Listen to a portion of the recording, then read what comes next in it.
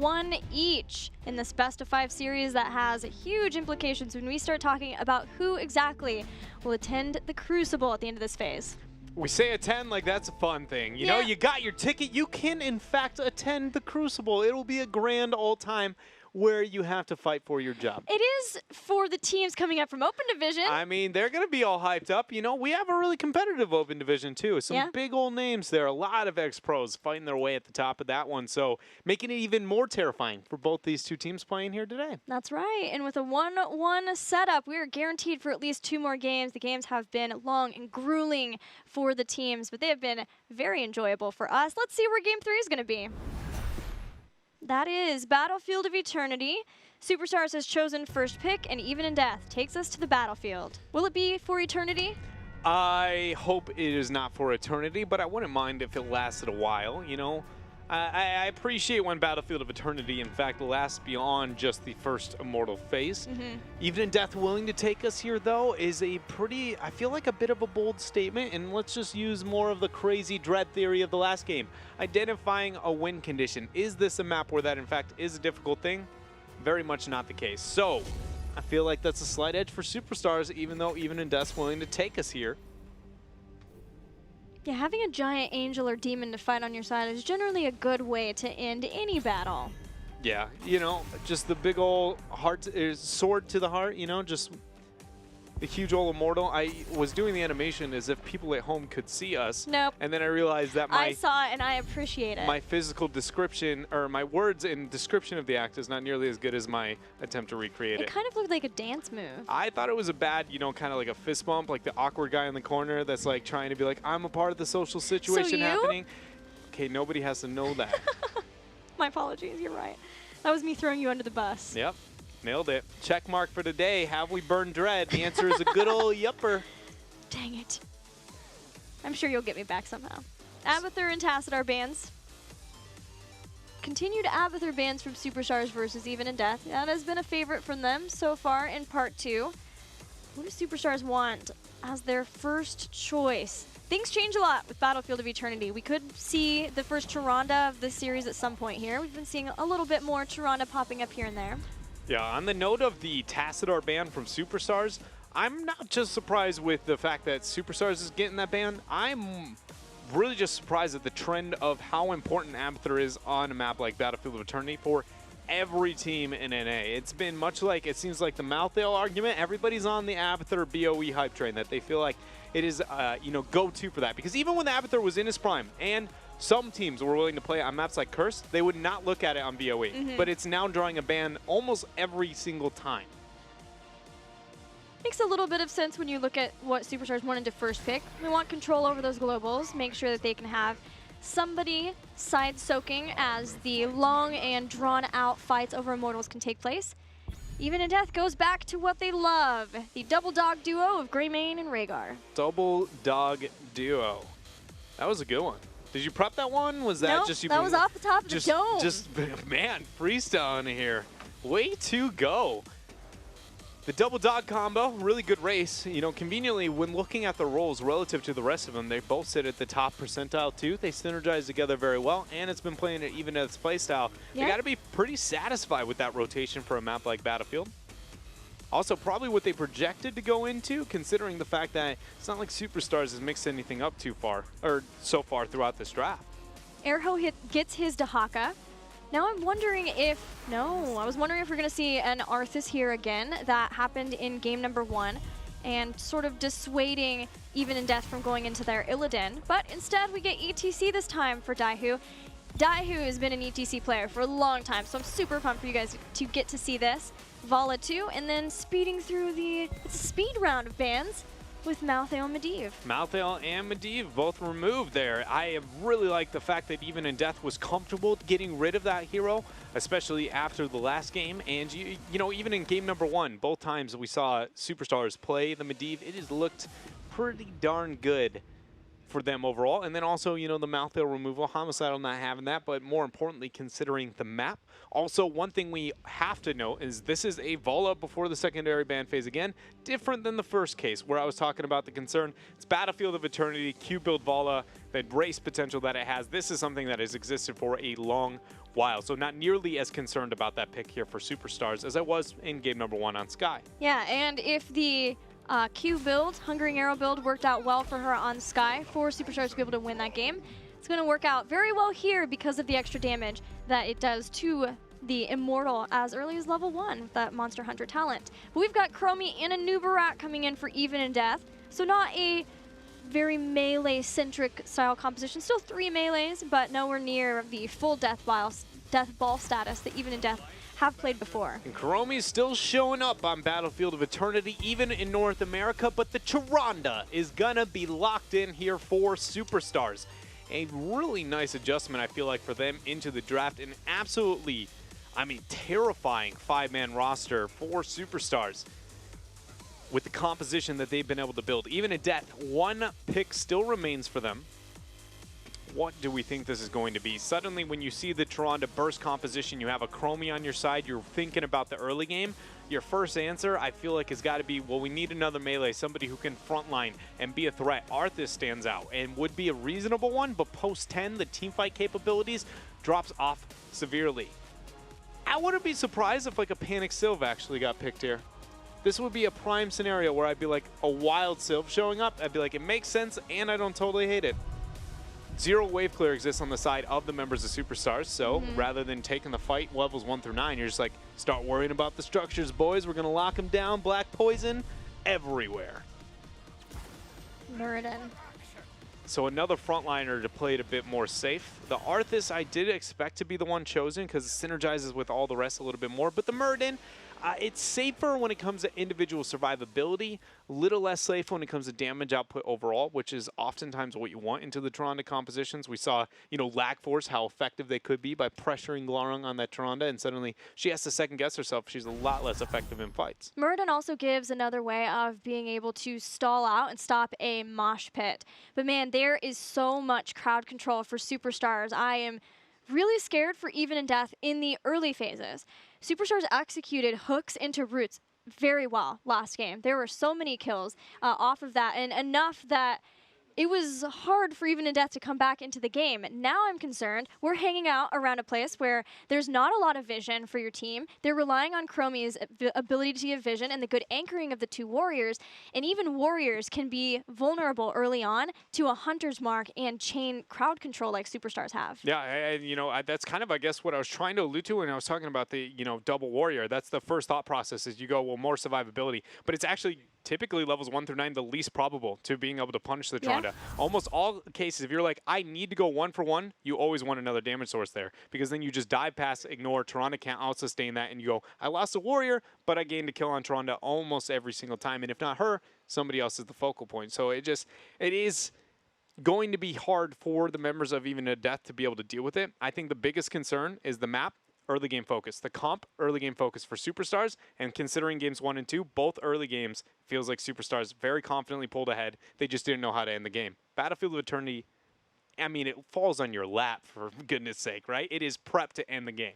Well, let's see if Superstars can execute to their composition in game number 3, or if Even in Death will find the miracle win in it to go up 2 games in the series.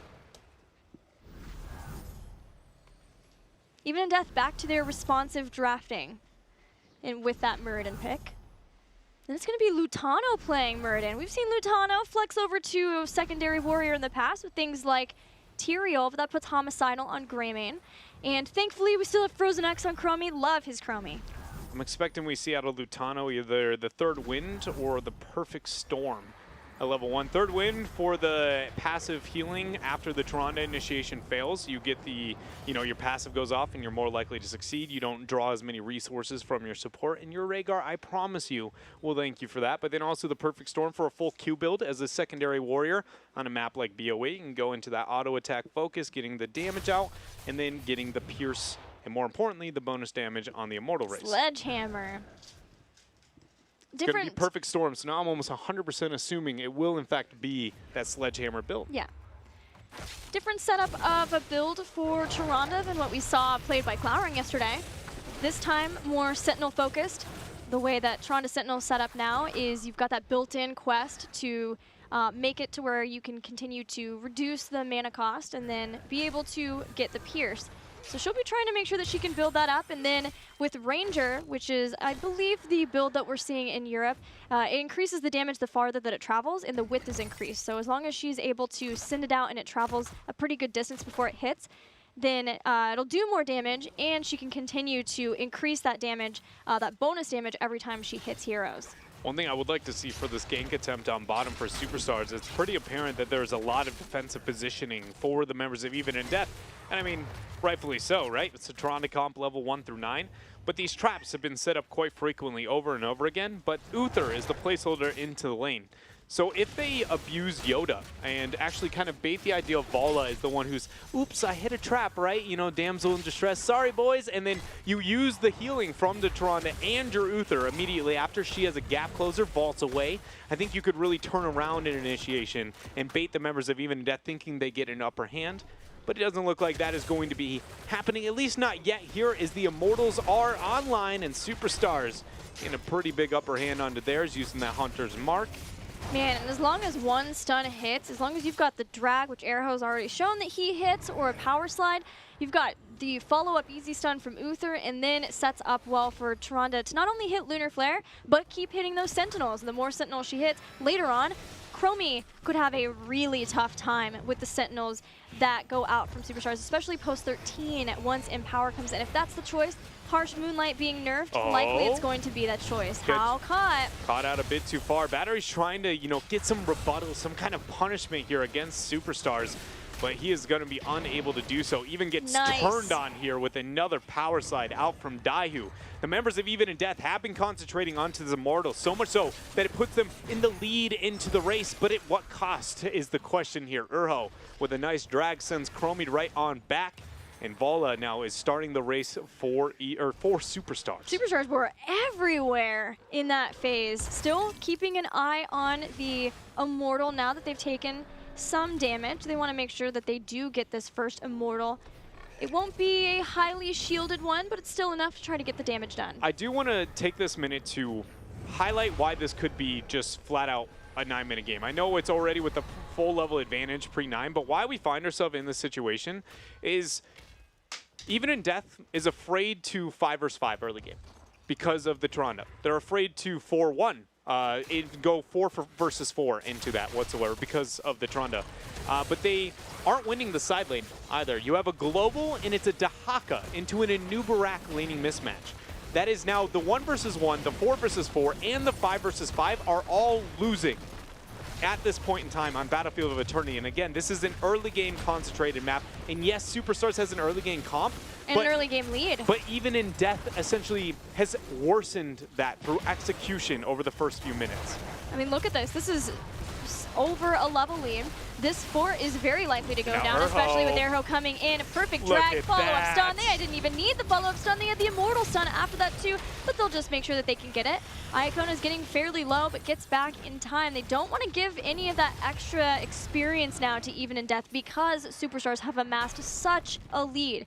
The problem with the 9-minute games on Battlefield of Eternity, as MVP Black have showed us so many times, is if you can get in and get a gigantic Immortal at the time that you hit heroic abilities ahead of your opponents, there's no way for them to be able to defend. You push right on in, you take out the keep at least, bare minimum, and then with heroic abilities, if your opponents haven't been able to, you know, split off, not defend in order to try to take down maybe a fort to get to the heroic abilities, you just can't defend. You lose all your heroes, and then you lose the game. Could be a stark difference from our first 2 games. It very much would be. And, you know, the biggest element when considering that is between the element of, you know, having the 1 level advantage in the timing versus the shielding onto the Immortal. The experience is very much so the biggest element there because the distance between forts to keeps are so long. It suddenly makes the defensibility of Even in Death if they fail to obtain the next Immortal phase. Think about on bottom right there. With a 4-man comp and the way that this unfolds, you just collapse on the left-hand side of your screen, flank the fort immediately, and just be like, well, now you cannot defend this Immortal. You essentially cannot move anywhere on the map unless Superstars checks off. You know, it's like a helicopter boss, just never giving you the opportunity to go off, do your own thing. They're never trusting Even in Death to grow up and mature. Be their own, you know, Anubarak and be their own team, really. Be their own Chromie and Rhaegar, but they're trying to do that. They've got the body blocks on Hosty. He's getting pretty low. How jumps in on top of him Oh! to Dragon's Breath. Not enough to get the Hosty on out, but they found themselves the Icona. They'll find a Uther, and that helps. That does give something. It slows Superstar's momentum somewhat, but we've still got Immortals, and we've still got a level lead, Dread. And we still got the Hunter's Mark, which is going to set this disadvantaged race potential from the members of Superstars pretty close to even, and I think the numbers are displaying that thoroughly. That is a, Utherless comp. Granted, I guess it is an Uther, but still only 2,000 damage separates that, as Valla is the main source of damage here. Superstars gonna play defensive as they are rounding out the 10 mark. Love seeing Even and Death go for, though. They know that they are on a timer. A lot of damage throwing out, but Yoda gets the armor from that. The Guardian of Ancient Shield, or Guardian of Ancient Kings. Frozen X low. But the power slide onto a new Barak is going to be the first kill. More experience, more kills going over to Superstars as they track down Lutano there. Owl is going to be used, not available for the dismount. That stopped him. Is not going to interrupt this actual, the power slide there. He ends up using the Stormbolt still and getting a Dwarf Toss out. I didn't think there was any world where Muradin survived. Gilly. They did it. I mean, it is about... The only way this could get better is, let's say Superstars just got this 10 seconds earlier, so they didn't have to wait out this animation. But right now, this is, Even in Death, has to be afraid. They have to just figure out how can they catch up with experience. But we also have to be thankful in the fact that if you are an Even in Death fan, Superstars, their biggest weakness is failure to push things appropriately. They're not even flanking. Dahaka is soaking up on top with the 10 advantage. This is pretty apparent that they are playing out safer, slower. Even in Death is going to give in a second life in this game that they maybe shouldn't be given. It was a lower shielded Immortal, and there was a lot of range to do the damage. The shielding is all but gone. Daihu flanked around, caught some of the members, in the very least, scared away any future defense of the Immortal. But the Immortal has gotten to a point where it's going to move into melee range. Dahaka still a long way off from soaking up, or New Barak from soaking up 2 heroic abilities for Even in Death. And here comes the Immortal in for the second round of structures. Superstar's not even focusing any of the sidewalls here. They're still being very, very patient. If you have that composition, normally you see a team kill the sidewall as fast as possible. Daihu will posture around, going like, hey, I could power slide you here, I could power slide there, but they are just going to take, again, whatever the Immortal will be able to display. And I think that this brings to light why I was so focused on what maps do we see Superstars play on. How easy is it to identify a win condition? Because that was debatably a game over scenario that didn't even obtain a keep. Both keeps left for Even in Death, and importantly, heroic abilities. We've got Cocoon for a new Barak. Everything standard for that side, but Iacona still holding on to his heroic ability. If you do not go into if you're going to go into an ETC with Mosh Pit and you don't go to the Hand of Protection at 7, I almost always want Divine Shield. There's very few cases with those two on the same team where I don't want one or the other, because even though Guardian of the Ancient King, we know it's amazing. We talked about the controversy, the power, every angle of the talent, and now after stage, nerf after nerf that it has gone through, it is finally in an area where I do believe the double threat of they could mosh, hold on. Nice catch on a Hosty who was in Shadowstock form. Wow, Even in Death, sharking around, just seeing where they can find a pick, they'll get it.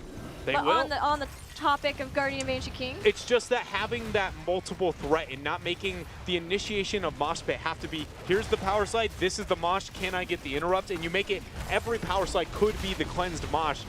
Talking about cleanse, the Divine Shield forced here. Lutano getting the body blocks onto Yoda, the piercing Stormbolt, the mosh pit on the backline. The drag is going to go ahead and bring Hal right on into that mosh. But he's okay. He gets back over to Homicidal, make sure to get Ancestral before he leaves, and will dive on in and kill Uther. And now Yoda's got heals coming out from Iacona. He's going to be popping off there with the Hot Pursuit. Hosty comes in with the Toronto Lunar Flare after coming back from the dead. That is an issue when you go that far into an opponent's base. When the respawn timers aren't super long yet, the Resurrected can come back with a vengeance and take you out. So that'll be the one Uther for the Rhaegar and Greymane. make that a Chromie 2. Calculated. Hosty, Look at Hosty, Hosty, no, Hosty.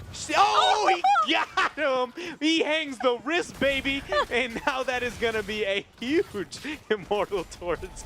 Oh, man, superstars. You could, me and Gilly danced maybe more than that than we should have. That was a victory dance, definitely. Just, you gotta feel good with that, right? The the Sentinel kill. She got away from everyone else. He's like, I got this, team. He's like, don't worry, boys, I've got this. Urho's gonna be the focus after the Cursed Bullet. Adaptation, Howl gets dragged. Battery comes in, trying to force a fight here. Hosty's going to be the impale target, but not going to land. Hosty falls, so does Howl.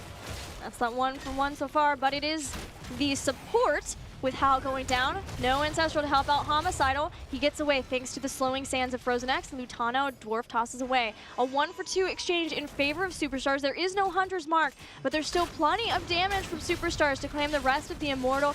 And with that, a well-shielded Immortal. Unless Even in Death can get in here and get a couple of kills, this could be problematic. I mean, they are doing their best here to try and scare off Superstars.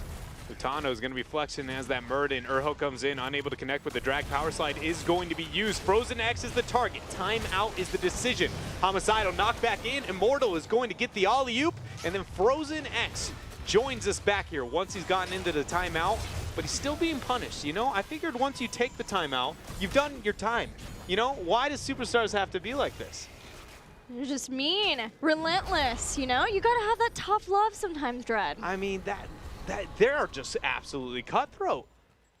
You know, if they're going to be displaying tough love, I'd like to see it displayed here in the top lane. Because with 100% shielding, a 16 talent tier, 3-level lead, this is, I mean, it's got to be game. Yeah. I feel like it has to be. I don't want to say that because this is Superstars. And again, sometimes they really like playing the safer route later on.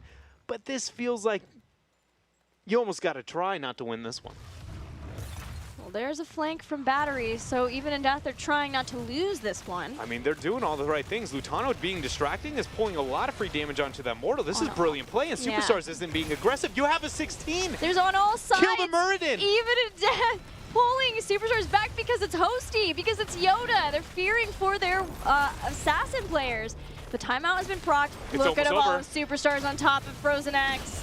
There's going to be the mosh pit from Daihu. Ancestral connects. How? Even in Death, they lose Lutano. The Immortal is still alive and rather healthy. Rain of Vengeance onto Battery. Last auto attack coming out from Hosty. The Immortal made its way down to the core.